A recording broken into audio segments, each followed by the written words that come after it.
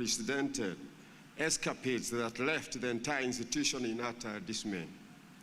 Philip went beyond and left us in Form 3 for a free, sweet, and adventurous world.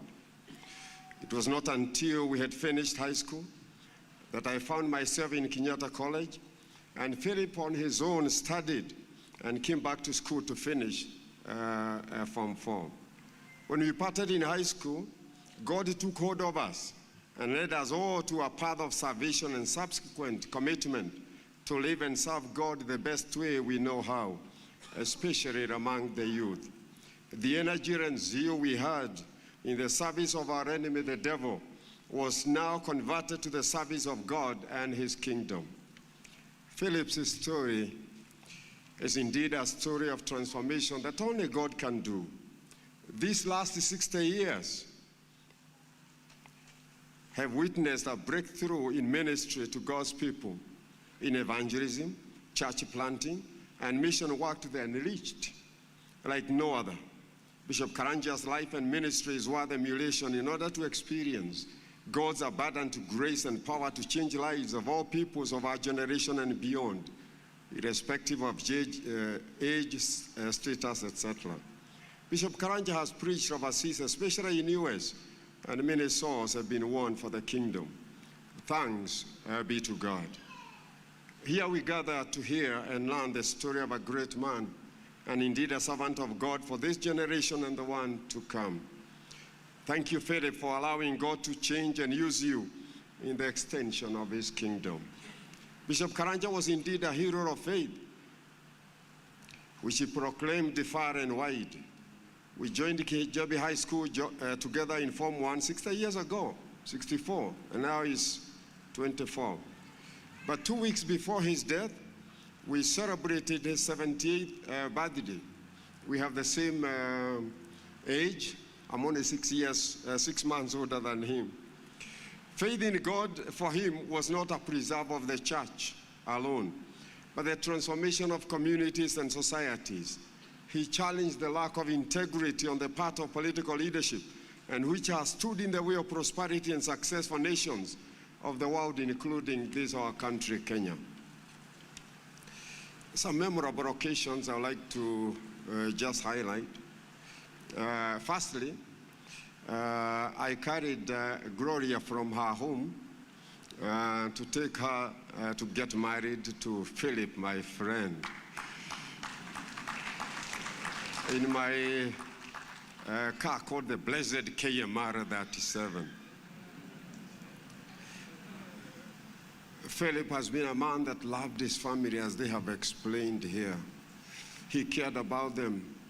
He wouldn't spare anything for the sake of his family. Well, number two, the launching of his book, I'm an author. And I was very, very encouraged when he told me there is this book. And indeed, I did a forward. And as the chairman has said, please get yourself a copy. That was the final legacy that he left behind us, the faith of our fathers. Number three, the mission to our mutual friend, Festus, that introduced Philip to Gloria. And we went with him late last year to visit Festus in Taita Taveta. And we slept in the same room where I witnessed Philip struggling with a sickness, just injecting himself. And he told me, this sickness is not good. And I could understand what he was talking about. That was October 2023. Fourthly, in December, and which I had not done before, I decided to invite senior clergy on the 26th of December to come and visit us. And we had a lovely time with the Nyama Choma. But he didn't stay long because he had to go and bury one of the in-laws. But it was a great time together. Bishop Karanja, Bishop Michoke, and Bishop Gadoni, including Bishop Gashara, we all got involved in a program that Your Excellency, you are involved in, Rescue the Lost Generation, through youth rehabilitation and empowerment. And we had various meetings, but the last one at Shepherd Training Center in Sigona, it was in January, mid-January, Philip was there. And we just hear his passion for the youth, the perishing generation that we are concerned about. In February 2024, we had planned for a mission to Bujumbura with him for preaching and teaching. But at the last minute, he told me, because of my ill health, let me not go with you. So I went to Burundi for 2 weeks in February without my friend, Philip. When I came back, I called him, and his voice sounded unusual. That's about 3 weeks ago, 2 to 3 weeks before he passed on.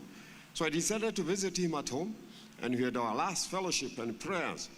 We also celebrated 78th birthday, which was a great occasion, our last celebration, 2 to 3 weeks before he passed on. May the Lord rest his soul in eternal peace, till we meet him again in glory, with all those who love him and his appearing. May God comfort you, Mama Gloria, and your family. May God help you as a family to continue the good work of faith that your husband, your father, your grandparent, so that it can be finished with excellence and joy. And I hear what you have said, Richard, and we, as the fathers of faith, and he is behind me here, we must make sure that that which was not properly done is properly done in honor of this departed hero. The Lord richly bless you. Amen.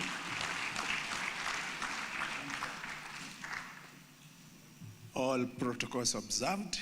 Good afternoon. I'm Bishop Moirori, representing the Victory Centers. Just before I read this, Bishop was such a funny father.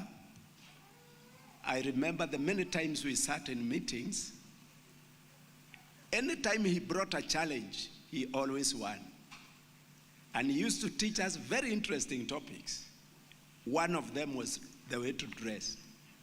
The only area we disagreed was whether socks should match the other clothes. We, the Victory Center churches of Kenya, miss the gallant soldier of the Lord. His wise leadership and skill in handling people is above board. Once he established a focus on an objective, he would bring in an attractive package to it until everyone bought into the idea. He could not rest until it was achieved. As a leader, he impacted us in his ability to persuade. It was hard to challenge his line of thought as he thoroughly rehearsed whatever it was that he wanted to communicate. He led by example. There was nothing he asked us to do that he himself didn't practice. He taught us the essence of timekeeping, and it revolutionized our lives. I can't remember a meeting he called and attended late. If ever he was running late for anything, he would call in advance and apologize. Bishop Philip cherished hard work, honesty, and reliability, and these same values marked his life. If ever one strayed from these values, he would lovingly correct them and urge them to soldier on. He loved seeing church growth, and in his meetings with the pastors, he would ask us to identify ways of growing the church. He encouraged pastors to think of expanding branches in their areas of jurisdiction. He himself loved doing crusades, leading people to Jesus. He rallied all his leaders to his vision, and this kept the organization united. He also asked the leaders to express their views, which he took into consideration whenever he made decisions. Bishop thoroughly prepared his messages, which he delivered in a unique and captivating ways. May the Lord rest his soul in peace. Thank you.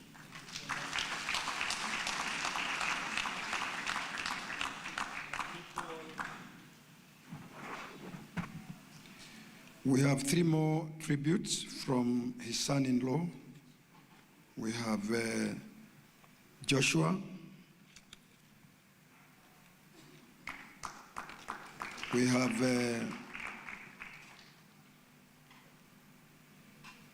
David Githiri, and also we have the brother-in-law